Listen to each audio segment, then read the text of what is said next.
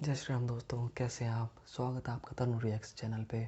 तो आज की जो वीडियो हम लेके आए हैं वो है एक डिबेट। सुधांशु त्रिवेदी और अनुमा कोई है कांग्रेस की प्रवक्ता, शायद उन्होंने नई अभी पार्टी ज्वाइन ही की है। तो देखो उस बंदी की किस्मत भी कितनी ख़राब है, किसके साथ भिड़ गई, सुधांशु त्रिवेदी। और ऊपर से ऑडियंस ने भी भाई उनकी खूब लिया, उनसे जवाब दिए ही नहीं गए। तो चलो बिना टाइम वेस्ट किए सीधा वीडियो देखते हैं। अगर अभी तक आपने चैनल को सब्सक्राइब नहीं किया तो वीडियो देखने के बाद कर लेना यार। तो चलिए वीडियो शुरू करते हैं। अपने राष्ट्रवाद और इन सब चीजों की आप कहिए कि आप सर्विसेज में भी रही हैं, लेकिन मैम आप ही की पार्टी के लोग जब आर्मी चीफ को सड़क का गुंडा और जनरल डायर कहते हैं तो कहाँ मैम फिर चुप हो जाती है। एक बात मैं आपको बताती हूँ, हम फौज के लोग कभी भी राजनीति की बातें नहीं करते हैं जब तक हम सर्विस में रहते हैं, जब तक हम यूनिफॉर्म में रहते हैं। जो सरकार कहती है उसकी लाइन टो करना हमारी जिम्मेदारी होती है। ऐसे समय में आर्मी चीफ ने कुछ ऐसी बातें कही जो गलत थी। गली का गुंडा जैसा शब्द गलत है, ये नहीं बोलना चाहिए। लेकिन एक और बात आप समझिए कि हमारी सेना के लोगों का इस्तेमाल केवल चुनावी कारणों से होता है, ये हमें इसका दुख होता है।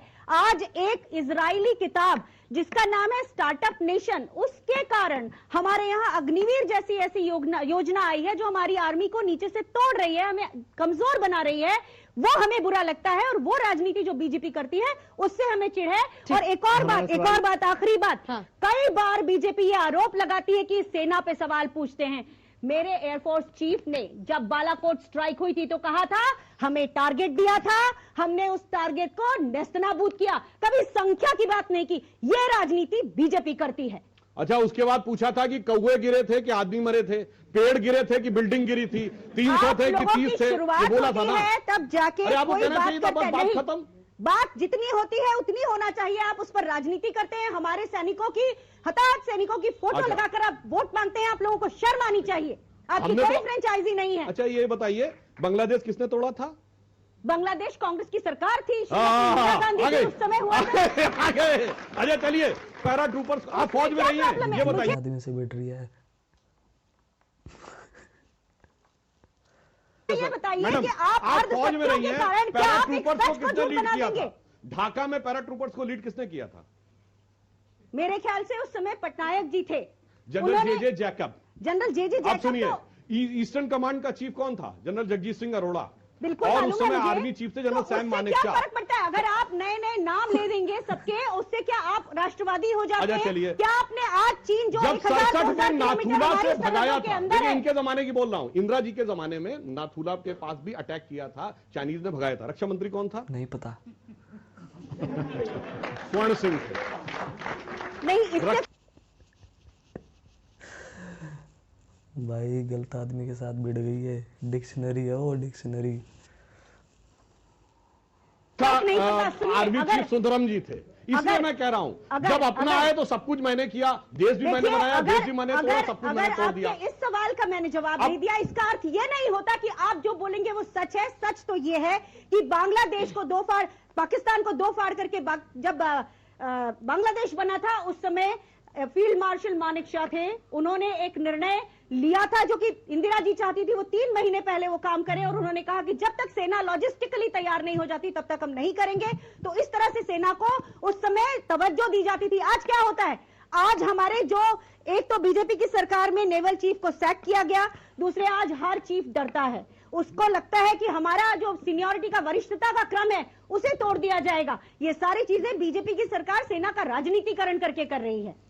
अगला सवाल, ये सिर्फ छोटा जवाब। 93,000 प्रिजनर ऑफ वॉर छोड़ दिए गए और पीओके में एक बात नहीं, आप ले आए जाइएगा। मेरी बात मानिए ना इनकी। यूरी बैजमनेव का इंटरव्यू देखिएगा जो बीच में मत चिल्लाइए मैम प्लीज। यूरी बैजमनेव का इंटरव्यू देखिएगा जो केजीबी का जासूस था। उसने पाकिस्तान के बनने के बारे की, अंतरराष्ट्रीय पूरी परिस्थिति के बारे में, उस प्रश्न का भी उत्तर मिल जाएगा कि 7th फ्लीट भेजने वाला देश ने तुरंत मान्यता कैसे। छोटा सा जवाब। केजीबी के जासूस की बात कर रहे हैं, यानी कि बाहर की एजेंसी की बात। उसने कहा कि कांग्रेस पार्टी पैसा आता जो बात ये लगाते हैं कि विदेशों की साजिश है, क्या वो केजीबी की साजिश नहीं थी? क्या मैं ये बताऊं कि मोरारजी देसाई और सीआईए के संबंधों पर किताब लिखी गई थी द प्राइस ऑफ पावर, उसको कांग्रेस की सरकार ने बैन किया था क्योंकि हमारे देश की अस्मिता का सवाल था। क्या ये इतने उदार नहीं हो सकते? अगला सवाल। ट्विटर के यहाँ आईटी का सर्वे होता है, उसके बाद बीबीसी पे आईटी का सर्वे होता है, और उसके बाद जैसे चोर की दाढ़ी में तिनका होता है, उस तरह से बीजेपी एक राजनीतिक बयानबाजी करती है, कहती है भ्रष्ट और बकवास कॉरपोरेशन है ये। उसके बाद पांचजन्य नाम का आरएसएस का मुखपत्र उसके ऊपर लिखता है और ये भी कहता है, सुप्रीम कोर्ट को कटघरे पे खड़ा करता है और कहता है सुप्रीम कोर्ट बाहरी शक्तियों से प्रभावित हो रही है। ठीक है। आप बताइए, क्या हर संस्था गलत है? वैसे तिनका छुपाने के लिए दाढ़ी बढ़ाई थी क्या? जी, पहले आप दाढ़ी जो है, आप जानते हैं दाढ़ी किधर बढ़ी है पहले? नहीं, हमारी तो परमानेंट है भाई, 20 साल से है दाढ़ी। मेरा मतलब क्वेश्चन इधर बढ़ी है, ऑपोजिशन इसमें से समझ है में नहीं आ रहा कि क्यों। जब यूके के प्राइम मिनिस्टर ऋषि सुनक जब बीबीसी के डॉक्यूमेंट्री का विरोध कर रहे हैं तो ऑपोजिशन यहाँ पर बीबीसी के डॉक्यूमेंट्री का साथ भी दे रही है। आप एक बात बताइए, क्या बीबीसी की उस डॉक्यूमेंट्री में कुछ ऐसा देखा? मैंने केवल पहला भाग देखा है, मुझे बताइए क्या ऐसा देखा जो पहले नहीं देखा है हमने? वही चीजें हैं उसमें जो इसीलिए प्रश्न टाइमिंग पर है कि क्यों ऐसे वक्त पर जब चुनाव करीब है और बजट का सत्र चल रहा था तब ये होने वाला। बीबीसी को हम नहीं जानते ना, वो किस समय क्या शेड्यूल कर रहे हैं। देर से सुन रहे हैं अभी ये बहस पिछले 25 मिनट से। हाँ। आपको नहीं लग रहा है हंसुआ के ब्याह में खुरपी के गीत एक बिहार में कहावत है? 1947 से लेकर अभी तक आगे बात हो रही है 22 की। आज पहली बार इस देश में हो रहा है कि पूरा विपक्ष एक विदेशी मीडिया के लिए बहुत बड़ी राजनीतिक चश्मे से किसी चीज को सपोर्ट करना देश का अपमान होता है। आज बीबीसी अगर प्रधानमंत्री पे कोई एलिगेशन लगा रहा है 20 साल पहले की बात के लिए, जिसपे हमारा सुप्रीम कोर्ट उनको क्लीन चिट दे चुका है, फिर ऐसे मीडिया की बहस भी हम क्यों करें इस देश में? अंधेरे से डरे हुए लोग, खौफ से भरे हुए लोग करते हैं सरहदों की बातें, ये घर में घुसे हुए लोग। बस आपने छोटा सा कहा तो छोटी बात कर दी, बड़ी बात भी करना चाहती हूँ। मैं लौट रही हूँ आपके पास। हाँ, घर में कौन घुसा हुआ भाई? आप लोग घर में घुसे हुए लोग हैं और आप ये बताना चाहते हैं कि आप राष्ट्रवाद की बात करते हैं, राफेल की बात कर रहे थे, आप राफेल की बात कर रहे थे। आप सुन लीजिए कि इस सरकार ने पिछले 8 सालों में 9 सालों में सिर्फ 36 और 6 जहाज खरीदे हैं, जबकि पहले हमारा रिकॉर्ड रहा है हम 25। लेकिन अनुमा जी, जनता ने क्यों नहीं विश्वास किया राहुल गांधी पर? वो तो चौकीदार चोर है तक का नारा दे रहे थे इसी राफेल पर 2019 में। मुंह की खानी पड़ी क्यों? छानबीन करवाइए, सच में छानबीन करवाइए। किसी बंधे हुए क्लोज्ड एनवेलप में उसकी रिपोर्ट नहीं आना चाहिए, ये बहुत जरूरी है। एक लाइन में से इन्होंने सिर्फ ये कहा तो डरा हुआ क्या होता है। इनके जमाने की बात करूं, अपने नहीं। चीन छीन देश का गुलाब ले गया, नेहरू जी चीन के सदमे में गए और ताशकंद में वतन का लाल सो गया और ये सुलह की शक्ल को संवारते रहे, जीतने के बाद बाजी हारते रहे। ये होता है ये था आज की डिबेट। उम्मीद है आपको काफ़ी मज़ा आया होगा। देखा जैसे आपने यार उस बंदे से बहस कर रहे हो जिसको हर चीज़ की नॉलेज है और ये अभी राजनीति में आई है, काम मुकाबला है। और वो जो एक बंदे ने बात कही थी बीच में कि पूरा विपक्ष किसी बाहर वाले की बात मान रहे हैं एक न्यूज़ के ऊपर। यार सिंपल सी बात होती है ना, अगर एक कुनबा है, एक कुनबा अगर साथ में मिलके चलता है, कोई बाहर वाला नहीं बोल सकता, चाहे वो कुनबा आपस में लड़ता हो। लेकिन जब बाहर वाला कोई एक पे बोलेगा ना तो सारे एक साथ हो जाते हैं। हाँ, ये चीज़ अगर राजनीति में हो जाए तो कितना अच्छा लगे। बेशक विपक्ष है, केंद्र सरकार है, बहुत सारी विपक्ष की सरकारें हैं। अभी क्या हो रहा है, एक केंद्र की सरकार है और 10 पार्टियां उसके अगेंस्ट में खड़ी है।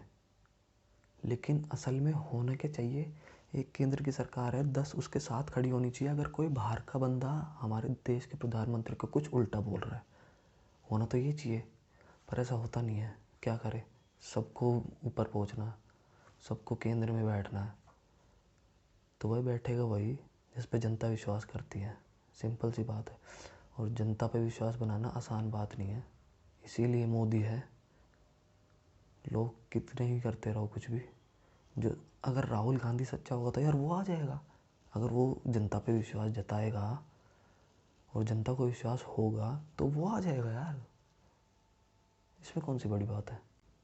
अगर आपको वो वीडियो पसंद आई होगी तो लाइक और कमेंट ज़रूर करिएगा और सब्सक्राइब, अब तो सब्सक्राइब कर ही सकते हैं यार अगर वीडियो आपको पसंद आई हो।